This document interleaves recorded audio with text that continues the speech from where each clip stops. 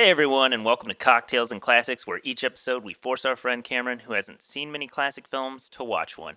During the movie, we'll be drinking a cocktail inspired by the movie. We're going to give you the recipe, so hopefully you try it too.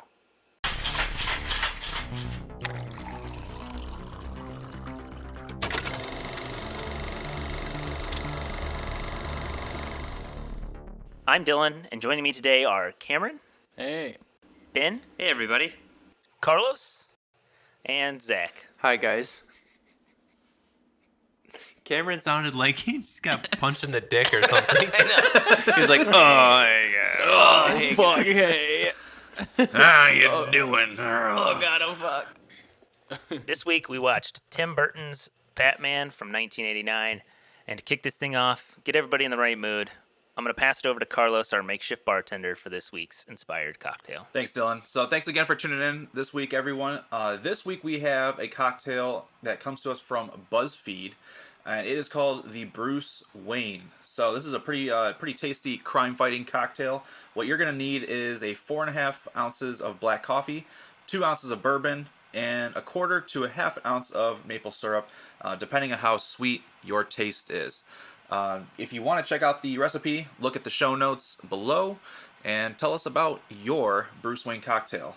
So, boys, how are we liking it?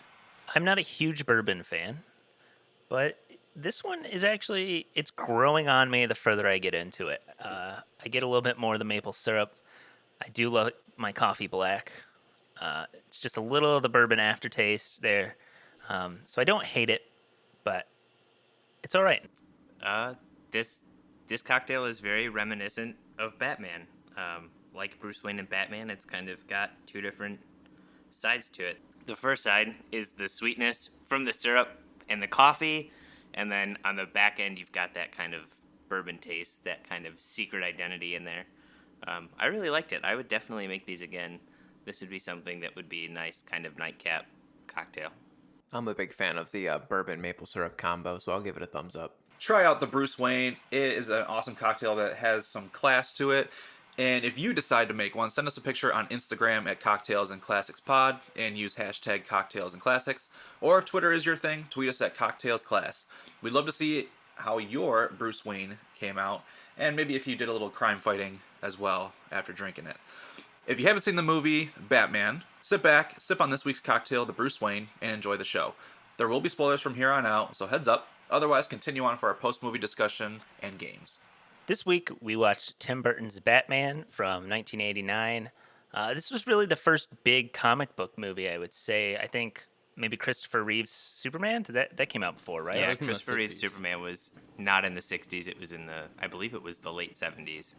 Same thing. But this is I feel like the precursor to comic books today, where you have like a little grittiness. It's more of like this was still a pretty campy movie, but This was the original comic book blockbuster. This is the movie that really everyone kind of got excited for a comic book movie. And really it changed. Well, I don't want to say changed. It almost kind of relaunched the same popularity for Batman that the 1960s TV show did. Yeah, they took a different spin on it, right? This was not like your kablow, kabam Batman. This was a little more edgy, a little darker. Yeah, no, this took what people, and I mean, Batman hadn't been like that comic book wise since about the 1960s, but everyone still kind of remembered the character as the Adam West to the Batcave kind of thing, and the bright colors and that, and And a small boy assistant. yeah, well, but this movie kind of introduced what the comic books had already done and brought it to a large scale audience that didn't really see Batman in that way. And this movie definitely kind of defined, I think even to this day, what the comic book blockbuster is. well, obviously directed by Tim Burton, inspired by comic books from Bob Kane. Stars Michael Keaton as Bruce Wayne and Batman, Jack Nicholson as Jack Napier or Joker, Kim Basinger as Vicky Vale, It's Basinger. Whatever. Not that it Basinger. matters, but- You could just say It matters. Eminem's girlfriend. Eminem. No, she plays his mom. Mom in 8 Mile. This movie was nominated for one and won one Oscar, Best Art Direction and Set Direction. And it was nominated for Best Performance by an Actor in a Motion Picture, Musical, or Comedy for Jack Nicholson at the Golden Globes. It currently has a 7.5 out of 10 on IMDb. Cam, what's your initial reaction to Batman? I'm not gonna lie, I was actually pretty disappointed after watching the movie. I couldn't get into it at all. Like, I thought it wasn't that good. Like, maybe it was good when it came out, but I can appreciate that maybe it helped define a lot of the movies that came after it, but maybe I'm just not into campy superhero movies. I don't know. Yeah. I think Ben's arm is about to come through that screen right now. I mean, I just think if you're considering this movie campy, that you haven't seen campy. No, I mean, I get that the old, like you were talking about the old Adam West ones where it was way more so than this, but I don't know. Compared to, like, the more modern superhero movies that have come out in the past 20 years, it certainly is. Especially, like, in, like, the acting style and and the stakes are so low, you know? Like, he's killing some people, but, like, his plans get foiled pretty easily. And Jack and Nicholson's kind of just, like, dancing around most of the time. And then, like, the way Batman moves is so funny to me. He, like, turns his entire body. Like, he can't turn his head. So he, like, goes to Yeah. look Seen somewhere. the Batsuit? Have And you he, like, can't seen? turn Fucking his head. huge. Have you seen? It's all rubber. Have you seen 2005's Batman Begins? Because he can't turn his head in that one either, and that came out more than 15 years, 16 No, I years haven't. later. No, I haven't seen. Oh, wait. Which one is that one? The first of the Batman Nolan Begins? trilogy. Oh, yeah, I have seen that one. Yeah, they I haven't didn't seen it in really- a while, though. I haven't seen it since it probably came out. Yeah, they didn't really figure out, and they still, I guess, kind of. Well, I guess Ben Affleck's kind of did. In Dark Knight, But- they made a specific point of it. Well, yes. In Dark Knight, he asks for a suit that he can turn his head in. However, if you look at it, that cowl is not fully connected. They have not mastered connecting the full cowl like in the comic books to make a suit that you can turn your head in. It's impossible. Oh, It's right. thick Yeah. Right. urethane rubber. None of the actors could do it up until they basically cut out the neck piece in Right. The Dark Knight. Right. No, I get that. It's just funny to watch him, like, try and, like, look in a direction, and he kind of just, like, shakes his whole body and turns to the right, like, really quickly. It's just kind of, like, weird. And not It's that contributes to much. I just thought it was funny. But, You're gonna have a bad guy coming from over here, so you're just gonna do the supermodel turn and pose. good thing he's not Zoolander and can turn left, because, my God. No, like I said, I thought that it was fine. I just felt like it didn't do anything for me. Like, I didn't connect with it. Like, I thought that his portrayal of Bruce Wayne was really odd to me, and, like, Vicky Vale's character even was super empty. And I felt like the Joker, like, Jack Nicholson was really good, but I felt like in that movie you could replace him with some random mob character. I also just don't like the portrayal of the Joker as a mobster. I more prefer the, like, crazy deranged type of person, not, like, mostly a mobster that's, like, you know, got some weird tendencies, basically. I don't know. We can get into all these finer points later. That's just my initial impression. Well, okay. Ben's about to just- tell you I was that gonna- yeah. that's I'm not a just finer confused. point. I'm just confused about how the guy making basically a bunch of different chemicals to kill an entire city is just a mobster. I just feel like he's more rational than, like, other, like, Joaquin Phoenix. other things that I've seen, like other Jokers that have existed, either in, like, you know, the Nolan trilogies or even in, like, the video games that have come out more recently and all those. I feel like he's more, like, rational.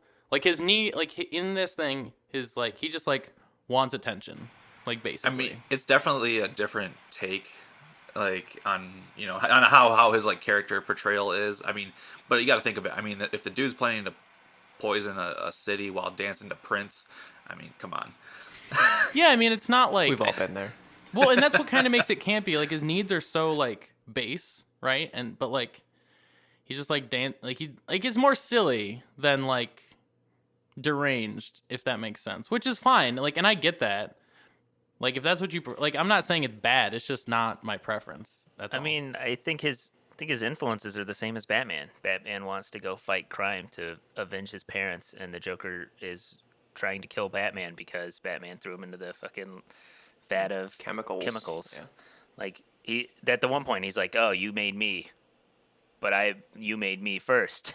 No, I get that. I just felt like I felt like a lot of the plot points were just super basic.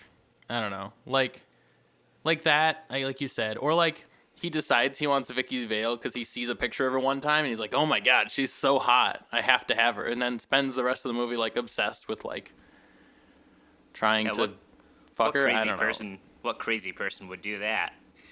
Yeah, how rational. I'm not saying he's totally rational. I'm just saying that it's like he even like I don't know. It just seems like he's way more normal than I would want his character to be. But again, like that's just a personal preference. I don't think it's bad. It's just not my cup of tea. Like the Joker in my mind is just like an agent of chaos who like sows it everywhere, and I feel like he had actual motives of things he wanted to accomplish. I think you have that notion because comic books changed the character. Yeah, probably. Post this movie. Yeah, you're probably right. Like it's probably due to me not knowing the comics that like at all, or like not really growing up with superhero media until like in the like I haven't really seen much before like probably 97. I don't know. Like I haven't seen a ton of like superhero stuff before the 90s. If you're talking 97 and you're saying this is campy, then bud, do I have a movie? I should say I haven't seen any of the older Batman movies. I just mean especially like some of the animated shows, like Batman. What was the one? Beyond? Batman the Beyond. Animated series? No, like Batman Beyond, I think. The one where he's in the black cowl with the red. Mm-hmm. So like, or like, logo? yeah, like I know he wasn't in like other shows, but I basically saw superhero shows after like a certain point in time, and I haven't really ever gone back to look at older ones. So I assume that has influenced what I care to see in these types of things. I don't know. For me, the Joker, like a lot of the stuff he does is to like get Batman's attention. Like he's literally like the nuisance into the Batman. He does these things to get him to come and basically fight him. Yeah, I think it's definitely his motivation throughout the whole movie is mostly revenge, which, I think the crazy part for that is the fact that, like, dude, that could have happened to you regardless of if it was Batman or not. Yeah. Like, had the cops just been there, like, a couple minutes earlier, you still might have been shot and fallen into a vat of chemicals. But yeah. I'd agree. I do think his motivation in that is definitely just to kind of be the thorn in the side. And I think they kind of express that when he says this town needs an enema. Yeah. He does say that. But I think that's kind of his point, is to be like, no, I'm the bad guy. Not this guy. I'm the bad guy. I'm the bad guy. I don't know. I feel like a lot of good villains, like I feel like I didn't feel sympathy for his character at any point in time ever. And I feel like a good villain isn't so black and white, Like I know like that is kind of what old comic book villains are. Heath Ledger's Joker? What? Do you feel empathetic towards Heath Ledger's I mean, Joker? a little. He's clearly insane. Like mentally deranged like the entire time. And like I would say he seems less deranged than Jack Nicholson's Joker. What? He just seems more like an anarchist. I would say more, Yeah. calculated. Like everything More edgy. is preemptive. Yeah, he's an edgelord. He's what you would Ooh, call I'm an gonna get this agent big of stack of chaos. money and burn it. Ooh, I don't know. take that, government. The government has a plan, and when you mess with the plan, this is what happens. I'm 14, and this is deep. No, I mean I get that, but I will say, all right, my only complaint about Batman as a character is his like his resistance to like kill No, people. Yeah. in this movie, he fucking kills people. Yes, No, he murdered does. so many Straight up. goons in that chemical plant. Yeah. So that's the other thing is like Batman doesn't kill people, but in this movie he has Gatling guns. He drops people off of buildings. He literally like he's blowing shit We up. need more of this Batman. Fucking Oh, kills straight people up. all We the need more of time. this And it's like Batman. that's not who 100%. this character is. Yeah, that's my I think biggest gripe with Tim Burton's Batman movies. I would say not just this one, but the other one too. Yeah, no, his Batman just straight up murders. Yeah. No fucks. Well, I guess technically he doesn't kill him, because like he's just remote controlling the Batmobile. Yeah, okay, he's not sure. in the Batmobile. Look. The Batmobile's doing all of the killing. I don't he's kill just people. kind The of guns there. kill people. Vehicular manslaughter is the term you're looking for. But he's not in the vehicle. Remote. He was in the control vehicle when he dropped those yeah. bombs on those people in the factory. Drone? that blew No, up. Early foreshadowing of drones?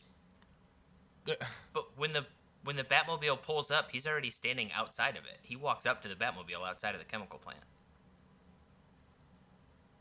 I thought the Batmobile went into the chemical plant with him in it. Did it not? I trust Ben. You're probably right.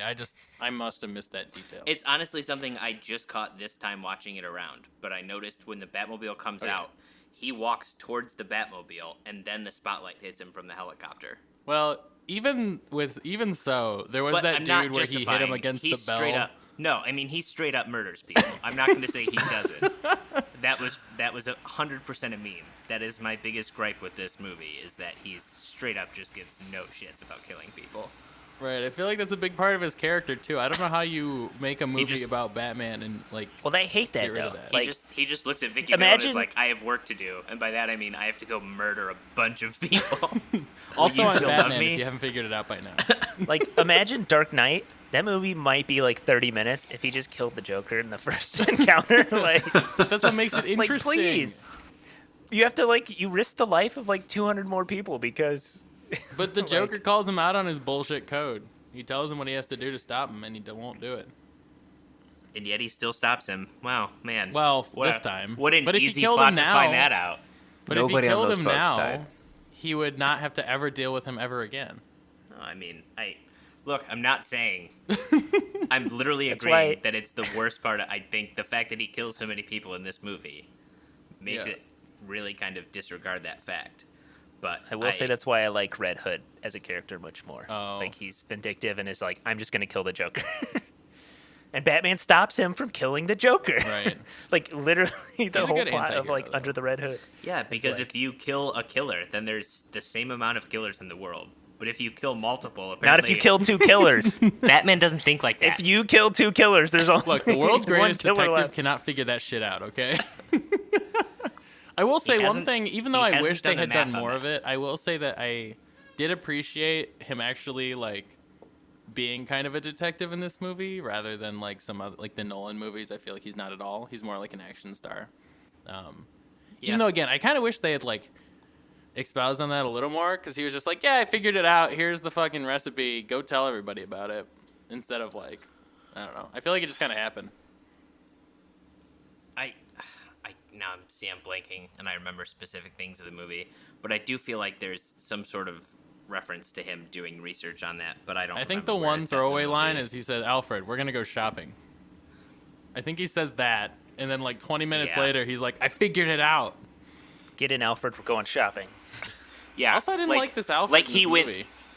Really? What did you just I say? love this You Alfred. shut your mouth. Look, You maybe shut your I'm just mouth spoiled. right now. Look, Michael maybe I'm Goff just is spoiled. fantastic. Get Maybe out. I'm We're just- done. Podcast over. How dare you? How dare Maybe, you? okay, sir? listen, hear me out. I'm just spoiled by Michael Caine. Michael That's all. Caine. You Michael want Alfred to Caine. talk like this. Michael Caine. I think that's racist to British people. No, I just think that's Cockneys. exactly That's how his he talks. accent. Cameron I just don't know. doesn't like here. He prefers the Cockney accents rather than the rest of the UK or the rest of. No, it's just like I England. feel Michael like this Goff- Michael movie Goff had is the like- emotional depth of a wet paper towel. You know? And like he was also Well, I just found like some. First of all, I found some emotional depth in a wet paper towel, but I see what you're saying. I will say yes, but at the same time, if you Michael Goff plays Alfred for all 4 movies. So but he is fantastic, and he comes across as the lovable, like, father figure more so. And realistically, he does even in this one when he's telling the story about teaching Bruce about how to ride a horse and that. He's telling a bunch of, like, stories to Vicky Vale while they're at dinner. Yeah. Get out of here. By okay. You can't even lift you can't lift a bloody log. How dare you? How dare you, sir? I mean, I think they're both He's unleashed. admirable in their role, but I much prefer this Alfred. I mean, obviously, maybe this is the one like I grew up with, but I think he does a perfect job at Alfred. And he always does like the Alfred things where he's like that father figure. He's like pushing the girls on him, and he's like, "Hey, you gotta get out of this life. Like, open up and get this girl." And he like lets her into the freaking bat Yeah, bat it's cave, weird. just out of the blue. Which, spoiler, Cameron, for the next one in Batman Returns, there's a line that Michael Keaton says something, and Alfred responds, and Batman looks at him and goes, "Am I the one who let Vicky Vale into the Batcave?" Oh. Like, just straight up calls him out on it. It's Good. wonderful. I don't hate Michael Caine, but how dare you? I will say, Vicky Vale and Bruce, they went on one date, and they're already talking about marriage. They already like banged. They're like giving kisses and stuff. When are we gonna see each other next? Ooh, I'm like, what? It was way too fast of a romance. We had for that. one date. You didn't feel a connection? He's like, yeah. I had one date. We slept together, and then you lied to me. Yeah, wow. Hey, welcome to 2020. Vicky Vale. Alfred's like, when are you gonna marry Vicky Vale? Alfred, when are we gonna have a second date? Maybe when I'm done hanging out with my Joker friends, we can have another date.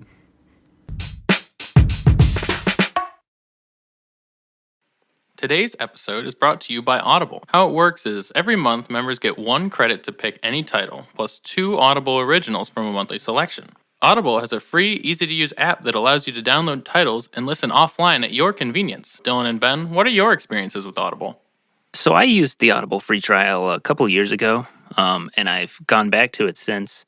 I listened to Pet Sematary by Stephen King, and I really like it when I'm driving on like long road trips. I used it to listen to one of James Ellroy's LA quartet novels, The Big Nowhere. I would definitely recommend it to anyone on the go, whether it's just driving to work or for long flights. It's great. You can, listen to something on your phone, connect it to Bluetooth. You get to work, log into your work computer, and listen up. To start your free 30-day trial, go to audibletrial.com/cocktailsandclassics, all lowercase. Again, that's audibletrial.com/cocktailsandclassics. After your free trial is up, it'll cost $14.95 per month. However, there are no commitments, and if you can't decide what to listen to at that particular month, that's okay. You can always roll your credits over for up to a year. A little bit of a tradition around here is Zach takes over and gives us a quiz, but Ben, being our resident Batman aficionado, is actually going to give us the quiz this week.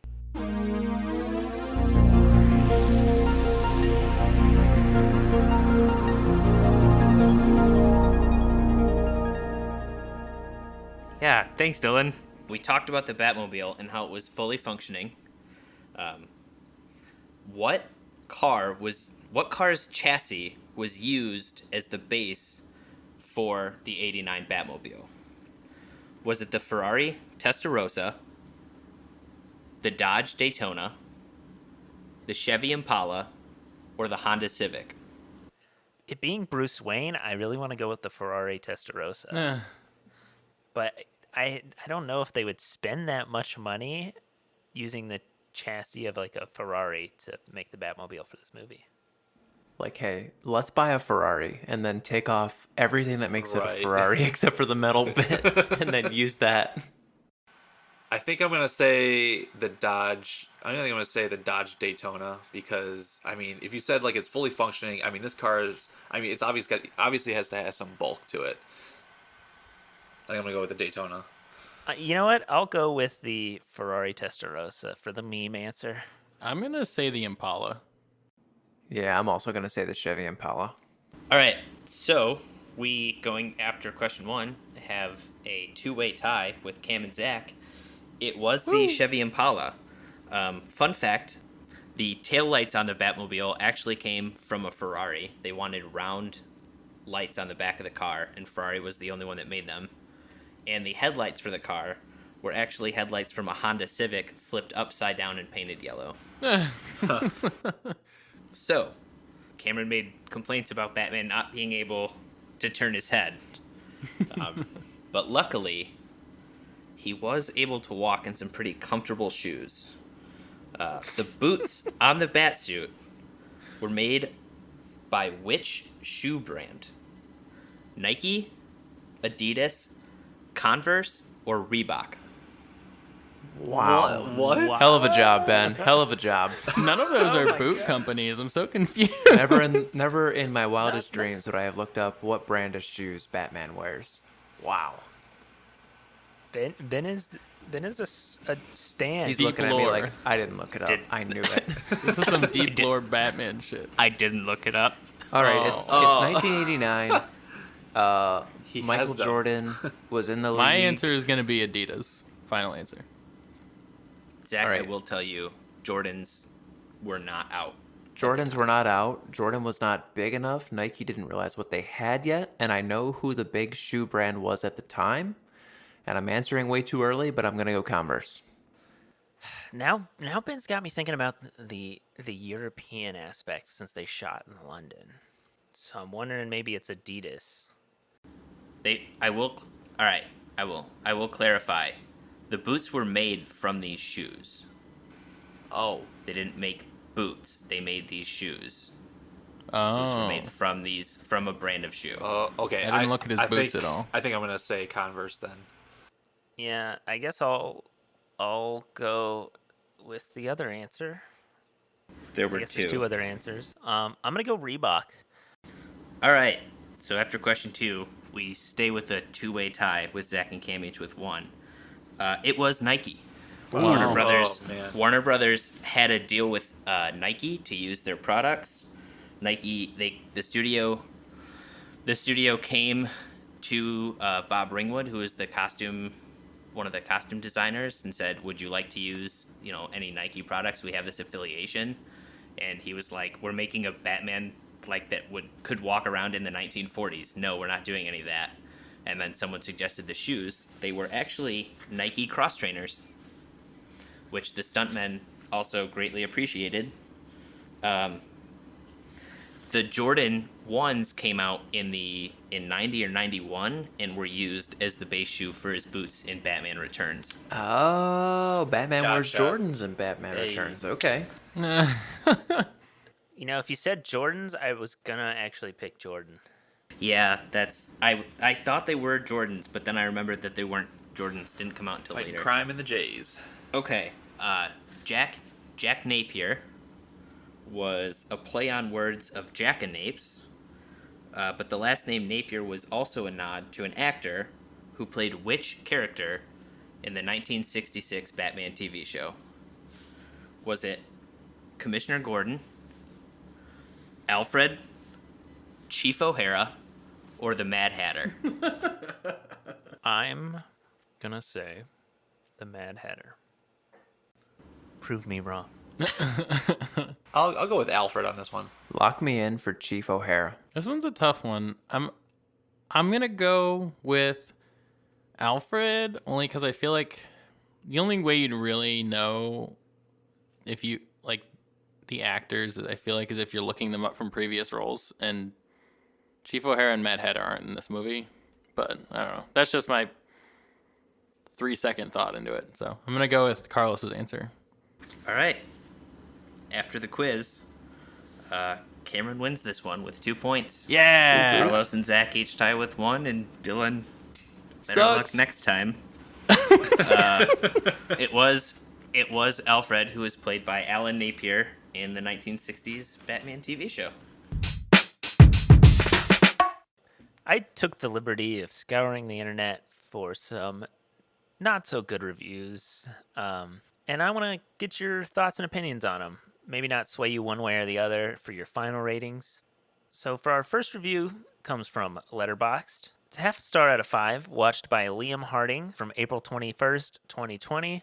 I'll start with the only slight pros of this film. Oh. Jack Nicholson's Joker. That is all, and not even that could save it.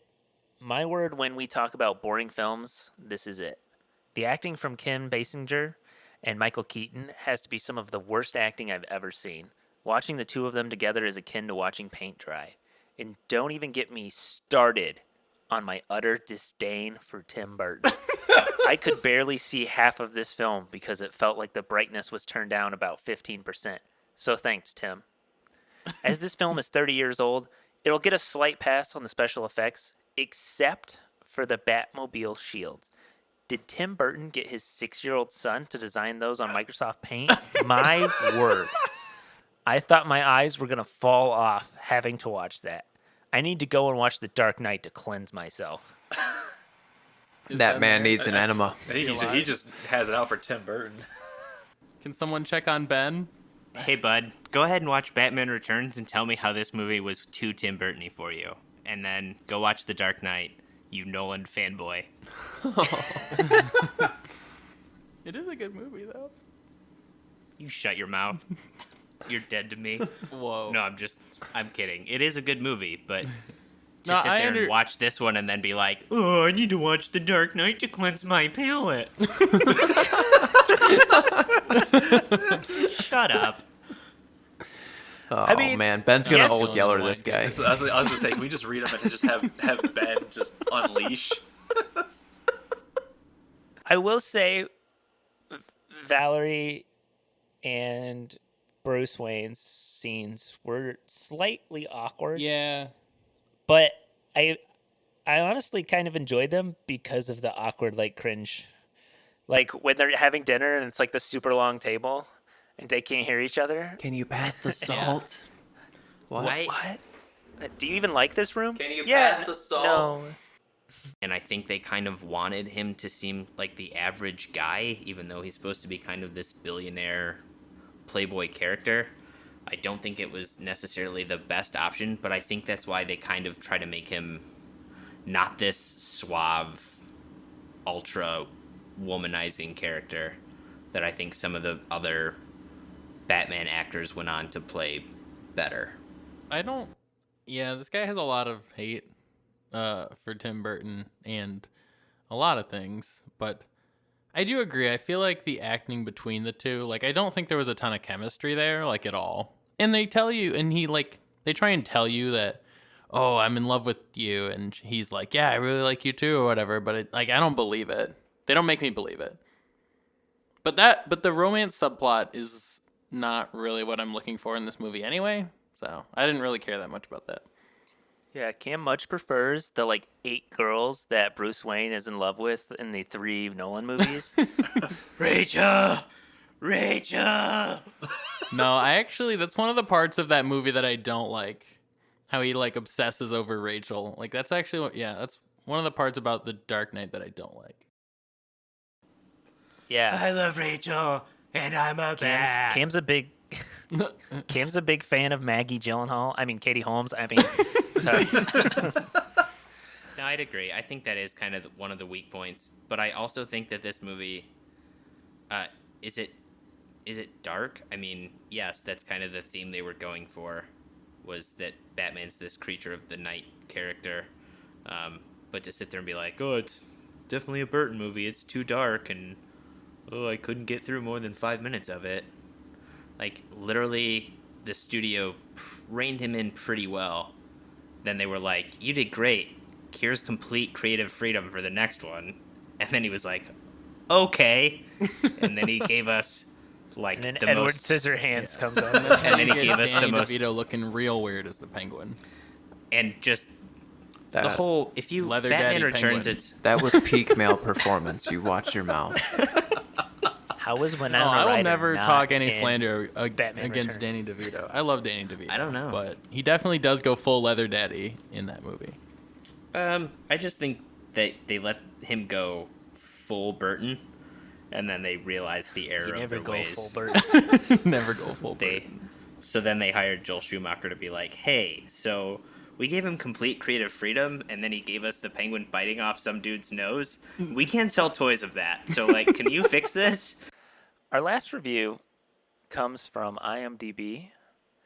Fertile Celluloid is the poster. February 7th, 2006. Titled, Really an Expanded Trailer That Has Dramatic Cancer. I'm no fan of Burton, a director who has been propped up by A-list designers and director of photography for years. But I like Sleepy Hollow. Big Top Pee-wee is passable, and Ed Wood is a classic thanks to the brilliant screenplay. I despise Beetle Junk, though, and see Mars Attacks as a massive missed opportunity. Big Fish, it's beyond rotten, which now brings me to Batman. What a pile. Nicely shot and beautifully designed, as many Burton films are, but there are more... It's like the one thing Ben probably doesn't like about the movie. Nicely shot and beautifully designed, as many Burton films are, but there's more drama inside a block of ice and more suspense on a toilet seat lying sideways on a desert bombing range. Wow. I mean, to be fair, that's a pretty suspenseful situation. The film is a horrible trailer expanded to feature length and suffers from terminal dramatic cancer. The final chase scene with Nicholson is beyond awful, and Keaton's Batman has no charisma. Compared to the terrific Batman Begins, and you'll see the difference a good director makes to strong material. Hey, let's take all the things we learned from 4 Batman movies, and then this guy came in and knew what worked and didn't work and made a good Batman movie. And let's judge that up against the guy who made the first Batman movie that wasn't campy ever and shit on it. I'm not a fan of Tim Burton, but I like one movie. And I also don't like this movie. Okay, cool. So you don't like Tim Burton. We get it. I like old movies, but I did not like this old movie or most other old movies. But here isn't 2 examples of old movies I do like. Every fucking internet reviewer. It's that intro to the Gatekeeping Club. Like, Yeah, I it's enjoyed like this movie from 1947. Therefore, here comes my shitty review. But forget all the others. Trying to break this down piece by piece. I will agree. I think the movie actually, Bob Ringwood and the other designers they brought in to create the backdrops and the set pieces and everything like that did a fantastic job. I think this movie looks really good. It doesn't look super Tim Burton-y, but it's still dark and gothic. I don't remember everything that was said. It was a lot. God damn it. It was a lot of garbage. It's just, it's one thing. And I understand, yes, movies now are made better with effects and things like that, and they can do things now that they didn't before. Try watching the old Spider-Man TV show versus what they do with Spider-Man now. Hell, watch the difference between Tobey Maguire's Spider-Man and what they can do with Spider-Man now. Pizza and time. it's vastly different. But to sit, so it's hard for me to sit and hear, oh, if you're looking for a good Batman movie, watch the one that came out 16 years later that had better effects and better this. Like, yeah, no shit, it had better effects. It learned from over a decade of movie making what works and what doesn't. I don't know. This one's hard for me, guys. It hits close to home. I mean, If nothing else, it at least proved that superhero movies can be profitable. Like big budget blockbuster superhero movies can be profitable. So hell, Jack Nicklaus, or sorry, not What? not the culprit, but Jack Nicholson. Jack Nicholson is like the 3rd highest paid actor ever from this movie because he wrote in like based off profits. He got like a percentage of the movie. Yeah, they didn't have enough. So I know we talked about how the movie had relatively big budget. He was not in the movie's budget. He wanted more money than what they could afford to pay him. So he agreed instead to take a cut of the gate, which was the most genius goddamn move ever made because he made way more money doing that than had they even paid him what he wanted to make the movie. It was insane. And I think he also got a cut of merchandise too. Yeah, that was that's what I thought the big thing was this was one of those movies where it wasn't advertised a ton through commercials. They brought back action figures and they released merch ahead of time to get up the Batman hype. The lunchboxes came out, the t-shirts came out, and for Jack Nicholas apparently to get a cut of all of that, Jack that's huge. Nicholas, well, come on. Put some respect on Nicholson's name. Come on. Before the movie, those of us who had seen it wrote down our ratings based off nostalgia and memory, and now I want to know if your rating has changed or not. I can kick it off. I remember this movie being really, really bad. I remember like watching this and going, what? I think I saw Batman Begins and like Batman Forever first when I was a kid. So going back and watching this one, I was like, why is it so corny? Why isn't Batman like really cool? But I have to take a lot of that back after watching most recently. I can appreciate this movie for what it is. It's like a comic book brought to life. There's plenty of things that I think could have been done better. The dialogue between most of the characters, other than Jack Nicholson, wasn't fantastic, and the fight scenes could have been a little better. But I think it stayed true to what a comic book is. So I'm gonna bring it up from what I would call a 1 or a 2, all the way up to a 5. This is a movie I feel like I've seen before. I remember bits and pieces, I think, but I'm not comfortable enough with knowing it well enough to give it a before rating. But after watching it, I think it's a pretty good movie. It captures that like goofiness and campiness of the Batman like lore and some of the trades I've read. Like I said, it is campy. I liked the Joker always cracking jokes and like being this humorous psychopath. It doesn't take itself too seriously, but it is like a serious movie, and I think it gave that validation to comic book movies that wasn't really there before. The Prince songs were an interesting touch, I will say. Much like Seal, I don't know if Batman and Prince go hand in hand. Michael Keaton was a good Bruce Wayne. I do think Michael Goff does a great job as Alfred. Jack Nicholson's Joker is fantastic. You can very much tell the Tim Burton influences in the movie. The effects were somewhat dated, but I think that all adds up to a pretty decent movie. And I give it a 6.5 out of 10. And I would recommend it to people who are fans of comic book movies. I think jumping off of what Dylan said, kind of like with my level of familiarity with the film already, I think I might have caught just bits and pieces of it. So, I mean, I didn't feel too comfortable giving it a rating either. After watching it, my big thing is you know, it's 2020, and knowing the style of Tim Burton, I think like you appreciate like what's going on in the movie and the style that's kind of going on for most of it. You clearly see that it's Tim Burton and his work in play here for a lot of the dialogue, the interactions between characters, and I do like Michael Keaton as an actor. I thought he did a pretty good job, and obviously Jack Nicholson is obviously really good in that role too. So I think I'm gonna roll with a solid 6. Obviously, I know the campiness is is obviously throughout the entire movie, but once you kind of like work past that and take a look at the actual character development and the work that Nicholson put into the Joker, I think really pulls it through for a pretty solid job on the movie. I watched this movie, and most of the, let's be honest, probably I think every Batman movie, I typically probably watch at least once a year. You know, I've got the 4 set DVDs and everything like that. As I've said before, I think objectively, this one is the best of them. Subjectively, it's not my favorite. It's hard to separate this movie from its impact for me, especially. I know. That said, every time I watch it, I agree it gets more dated, especially you see what they can do with effects in that now versus what they could do then. So yeah, it does kind of date itself a little bit more.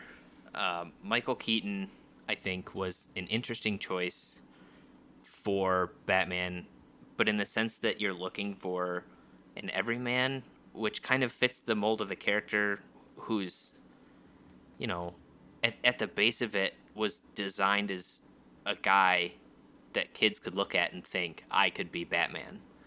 So casting someone who's just kind of your average Joe, I think, was great. I think he brings something to the role. I think he did a great job with Batman being kind of a monster movie figure, something you kind of see, but you know, even when Vicky Vale's looking at him in the car, you just see like flashes of the light pass over his eyes, but that's kind of it. You know, I think he does a good job kind of separating Bruce Wayne and Batman. Now, with that said, I had this movie going in nostalgia-wise at about an 8. It's a movie I like. It's a movie I like watching. It's a fun comic book movie. But after watching it through a more critical lens, I'm between a 6.5 and a 7. Like I said at the top of this thing, I'm actually disappointed. I wanted to watch this movie. I thought I'd actually enjoy it a lot. One of the main things was like the Batman just didn't feel that cool to me. Like when I think of Batman, I feel like this he's like this mysterious, cool who's like, you know, like a billionaire at night, or sorry, during the day, and then at night he's the Caped Crusader, you know, going and like instilling fear into people's hearts. And in this movie, I felt none of that. Like I felt like he was not that character at all, which maybe that's just my expectation. Jack Nicholson did a great job playing the character he was supposed to, but I didn't really even like that character that much. And the romance scenes between Bruce Wayne and Vicky Vale were like, I mean, I agree. I just think that they were bad. Like, I didn't believe it when they said that they were like had feelings for each other. Like, it was just like, I don't know. It was hard to believe that. And the action scenes weren't that great, which again could be due to limitations. But as pointed out, it is like one of the precursors to all the modern superhero movies we get to enjoy today that have learned a lot from watching this movie and others before it, make some mistakes and do good things too and all that. And so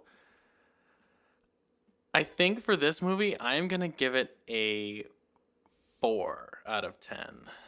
I would only recommend watching this movie if you're a very big comic book fan, and if nothing else, just to kind of understand where these big blockbuster movies kind of started. If you're looking for a good movie, I'd say you should just watch something else that's newer. If you enjoyed this, don't forget to rate and subscribe. Check out our Instagram at Cocktails and Classics Pod and use the hashtag Cocktails and Classics to send your movie and drink recommendations. Try the Bruce Wayne and tell us what you thought. Share us with your friends, and as always, watch responsibly.